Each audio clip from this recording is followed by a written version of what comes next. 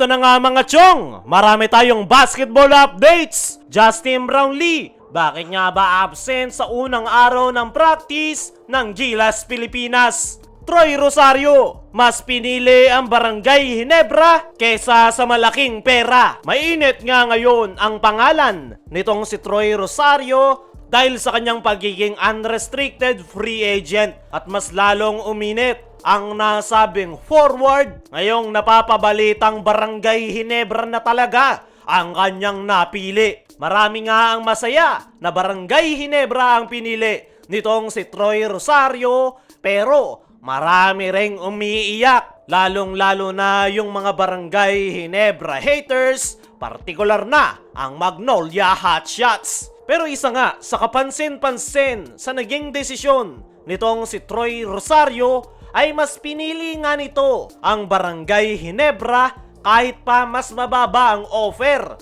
ng nasabing kupunan kumpara sa TNT Tropang Giga, lalong-lalo na sa offer ng Converge Fiberxers na umabot pa ng 1.2 million per month. Ayon nga sa mga source ay 750 to 800,000 a month ang initial offer ng Barangay Ginebra dito kay Troy Rosario. Less 500k a month nga yan kumpara sa offer ng Converge. Pero bakit nga ba mas pinili ni Troy Rosario ang Barangay Ginebra kumpara sa napakalaking ino-offer ng Converge Fiberxers? Ang sagot ay isang ang never say die fan itong si Troy Rosario. Bata pa lang, Ginebra na talaga ang gusto ng nasabing forward dahil buong pamilya nga nito ay dugong never say die. At kinumpirma rin yan ni Snow Badwa kung saan inilabas niya sa kanyang podcast ang convo nila ni Troy na talagang gusto nitong sa Ginebra maglaro. Ginebra ka na ha? Kayat ko nga rod, lakay. Yan ang gusto ko kasi,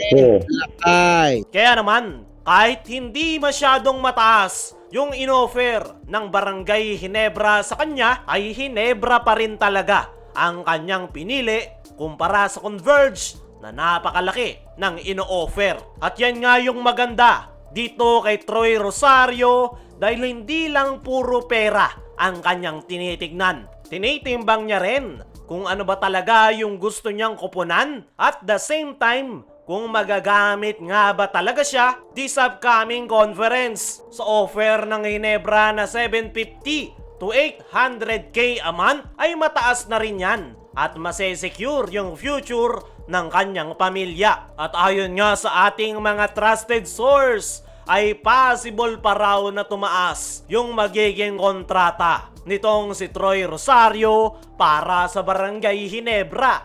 Depende yan sa kanyang magiging performance sa pabarating na Commissioner's Cup. Kung mas magiging effective at maganda ang kanyang ipapakita para sa kupunan ni Coach Tim Cone, ay siguradong mas tataas nga raw yung kontrata ng nasabing forward. Labas pa nga dyan yung mga perks na under ka ng SMC dahil possible na bigyan ng business ng San Miguel Corporation itong si Troy Rosario. At hindi na nga bago yan dahil laging ginagawa ng SMC ang pagbibigay ng business sa kanilang mga players. At the same time, nandoon rin yung mga bonuses kapag pumapasok ng playoffs, lalong-lalo na kapag nakuha ang kampyonato. Alam naman natin, title contender ang Barangay Ginebra, kaya mas malaki yung chance na mas maraming bonus yung makukuha nitong si Troy Rosario. Sa ngayon ay medyo mababa ang panimula ni Troy sa Barangay Ginebra. Pero gaya nga ng sabi natin,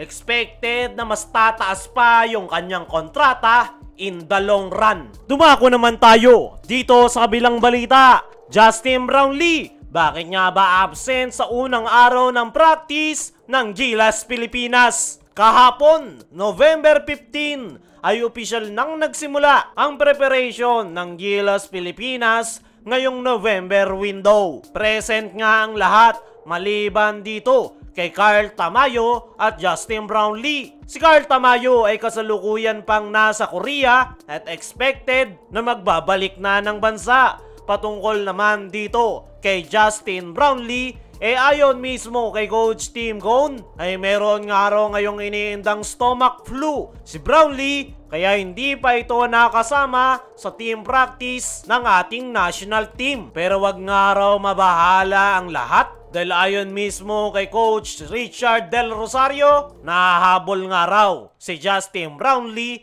at kailangan lang daw nito ng extra rest. Alam na nga rin daw ni Justin Brownlee kung ano yung kanilang gagawin. Kaya kumpiyansa itong si Gilas Team Manager Richard Del Rosario na wala silang magiging problema kay Justin Brownlee. Para sa akin mga chong, ay pahinga talaga ang kinakailangan nitong si Justin Brownlee dahil grabe nga yung kanyang naging schedule nitong mga nakaraan. Tapos ngayon, tinamaan pa siya ng stomach flu, kaya kailangan talaga ni Justin Brownlee na magpahinga muna bago bumalik in action. At gaya nga ng sabi ni Gilas Team Manager Richard Del Rosario, ay alam na nga raw ni Brownlee kung ano yung kanilang sistema. Kaya kahit malate si JB ay wala silang magiging problema. Ayon nga sa mga source ay expected na sa mga susunod na araw ay sasama na si Brownlee sa training camp ng ating national team. Kaya mga chong, ano masasabi nyo ngayong absent si Justin Brownlee sa unang practice ng Gilas? Deserve nyo nga ba talaga ng pahinga? Ano rin yung masasabi nyo ngayong tinanggihan ni Troy Rosario ang limpak-limpak na pera at mas pinili ang Hinebra?